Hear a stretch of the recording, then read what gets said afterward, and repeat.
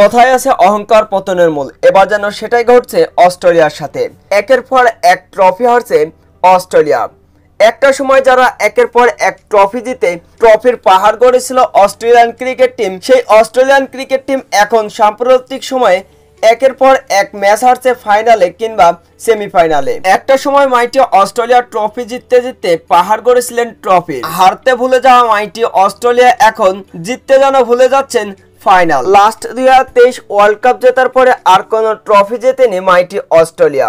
খেলেছেন বেশ কয়েকটি আইসিসি ইভেন্ট, চ্যাম্পিয়ন্স ট্রফি থেকে শুরু করে টি20 ওয়ার্ল্ড কাপ কিংবা ওয়ার্ল্ড টেস্ট ফাইনাল। তাহলে কি গুরুজনদের কথাই সত্যি হলো? অহংকারী হলো অস্ট্রেলিয়ার জন্য পতনের মূল।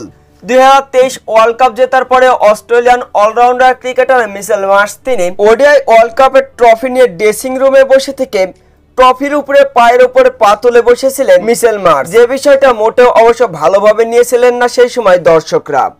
ইন্ডিয়াকে অবশ্য হারিয়ে সেইবার চ্যাম্পিয়ন হয় Australian cricket team. Mighty Australia champion হওয়ার পরে অস্ট্রেলিয়ান অলরাউন্ডার মিচেল মার্শ যখন পা রেখেছিলেন ওডিআই ওয়ার্ল্ড কাপ ট্রফির উপর, তখন সকলেই ভেবে নিয়েছিলেন এটাই হতে পারে অস্ট্রেলিয়ার পতনের মূল।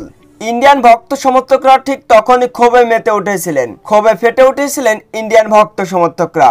তারা বলছিলেন এই ট্রফিটা আমাদের হাতে আসলে আমরা মাথায় তুলে রাখতাম, সেই ট্রফি অস্ট্রেলিয়ানরা পায়ের নিচে রাখছে, এটাই হতে পারে অস্ট্রেলিয়ানদের পতন। তবে সেই কথাটাই এখন যেন সত্যিভাবে ঘটছে।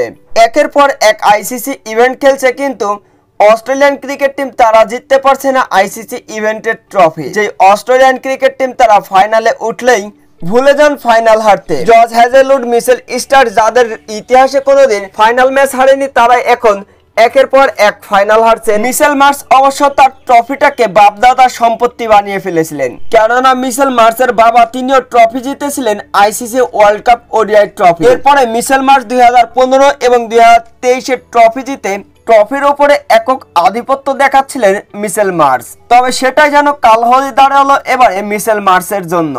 2023 ওডিআই ওয়ার্ল্ড কাপ জয়ের পরে 2024 সালে টি20 ওয়ার্ল্ড কাপ খেলেছিল অস্ট্রেলিয়া। এরপরে 2025 সালে চ্যাম্পিয়ন্স ট্রফি কিংবা ওয়ার্ল্ড টেস্ট চ্যাম্পিয়নশিপের ফাইনাল সবগুলো ম্যাচই হেরেছে অবশ্য Australian cricket team. Australian cricket টিমের এমন অধপতন কোনোভাবেই মেনে নিতে পারছে না অস্ট্রেলিয়ান ক্রিকেট ফ্যানরা।